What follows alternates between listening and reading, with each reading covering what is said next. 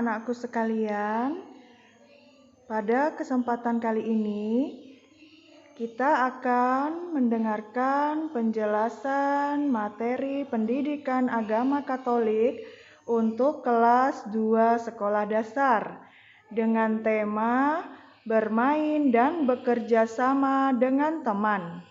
Bersama saya Ibu Erni Sulistiawati SAG. Baiklah anak-anakku sekalian, sebelum memulai pelajaran kita, marilah terlebih dahulu kita berdoa.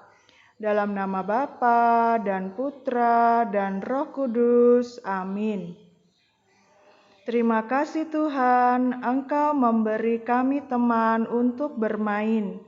Berkatilah kami agar selalu bermain dengan gembira. Amin. Dalam nama Bapa dan Putra dan Roh Kudus. Amin. Anak-anakku sekalian, coba kita perhatikan bersama, sedang apakah mereka ini? Nah, apa saja manfaat bermain? Manfaat bermain yaitu kita dapat bergembira bersama teman-teman. Kita dapat melatih untuk bekerja sama. Kita dapat belajar dengan teman. Kita dapat membangun persahabatan. Dan kita dapat menemukan anugerah Allah dalam diri kita. Anak-anakku sekalian, marilah kita mendalami kitab suci tentang Daud dan Yonatan dalam video cerita kitab suci. Mari anak-anak kita simak bersama. Daud dan Yonatan. Kisah ini terdapat dalam Alkitab, yaitu 1 Samuel 18 ayat 1 sampai 5. Daud adalah pemuda pemberani yang telah mengalahkan raksasa orang Filistin yang bernama Goliat.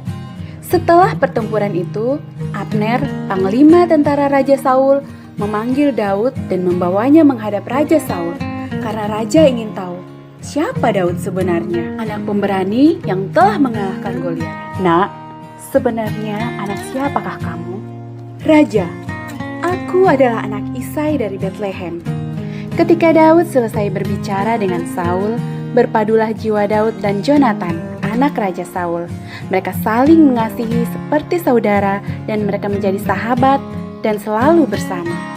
Berbagi cerita, berbagi suka dan duka. Yonatan lalu mengikat perjanjian dengan Daud karena dia sangat mengasihi Daud. Yonatan lalu memberikan kepada Daud jubah, baju perangnya, ikat pinggangnya, pedang dan juga panahnya. Begitu juga dengan Daud. Sejak saat itu, ia selalu bersama dengan Yonatan dan tidak meninggalkannya. Daud maju berperang dan selalu menang dengan baju perlengkapan perang pemberian sahabatnya, Yonatan. Raja Saul kemudian mengangkat Daud menjadi kepala prajurit. Adik-adik, mari kita belajar dari persahabatan yang indah antara Daud dan Yonatan. Bersahabat itu tidak memandang kaya atau miskin. Bersahabat itu setia dalam suka dan duka. Bersahabat itu mau memberi dan rela berkorban. Begitu juga Yesus. Ia rela turun dari surga, memberi kita banyak hal, bahkan rela mati untuk kita. Dia mengulurkan tangannya dan bertanya kepada adik-adik semua, "Maukah kamu menjadi sahabat sejatiku?" Hai anak-anak yang terkasih, sudah disimak video tentang pendalaman kitab suci Daud dan Yonatan.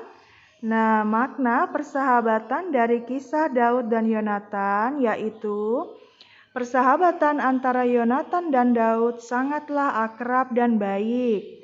Meskipun Yonatan anak raja, Yonatan mau bermain dan bersahabat dengan Daud. Daud menghormati Yonatan, begitu juga sebaliknya. Dalam bersahabat, mereka juga saling menolong dengan hati yang tulus. Anak-anakku sekalian, dalam bergaul bersama dengan teman, kita perlu bekerja sama dengan mereka. Bekerja sama memiliki banyak manfaat, yaitu pekerjaan menjadi ringan, pekerjaan menjadi cepat selesai, dan persahabatan menjadi lebih akrab dan rukun. Anak-anakku yang terkasih, marilah kita mendalami kembali kitab suci tentang Yesus menyembuhkan orang lumpuh dalam video animasi pendalaman kitab suci.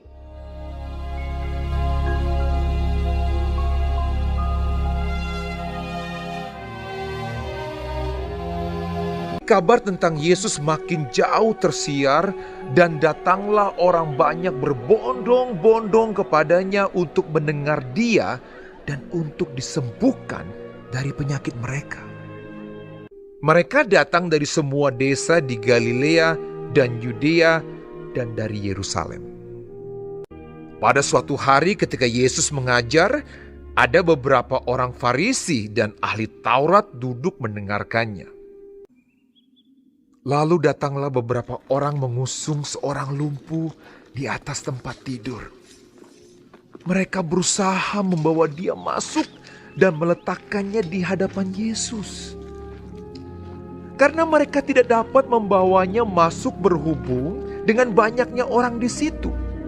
Naiklah mereka ke atap rumah, lalu membongkar atap itu dan menurunkan orang itu dengan tempat tidurnya ke tengah-tengah orang banyak tepat di depan Yesus. Ketika Yesus melihat iman mereka, berkatalah Ia, "Hai saudara, dosamu sudah diampuni." Tetapi ahli-ahli Taurat dan orang-orang Farisi berpikir dalam hatinya, "Siapakah orang yang menghujat Allah ini? Siapa yang dapat mengampuni dosa selain daripada Allah sendiri?" Akan tetapi Yesus mengetahui pikiran mereka, lalu berkata kepada mereka, Apakah yang kamu pikirkan dalam hatimu? Manakah lebih mudah mengatakan, "Dosamu sudah diampuni," atau mengatakan, "Bangunlah dan berjalanlah"? Tetapi supaya kamu tahu bahwa di dunia ini Anak Manusia berkuasa mengampuni dosa. Berkatalah Ia kepada orang lumpuh itu, Kepadamu kukatakan, bangunlah, angkatlah tempat tidurmu, dan pulanglah ke rumahmu. dan seketika itu juga bangunlah ia.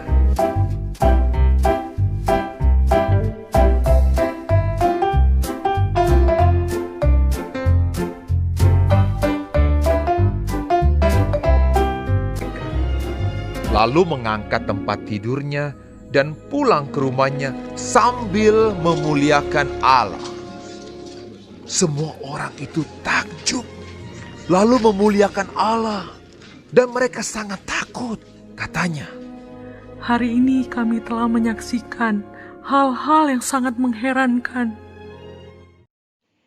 Anak-anak yang terkasih, setelah kalian menyimak cerita kitab suci tadi, adapun makna dari cerita kitab suci tadi, yaitu Yesus sangat menganjurkan para muridnya untuk bekerja sama.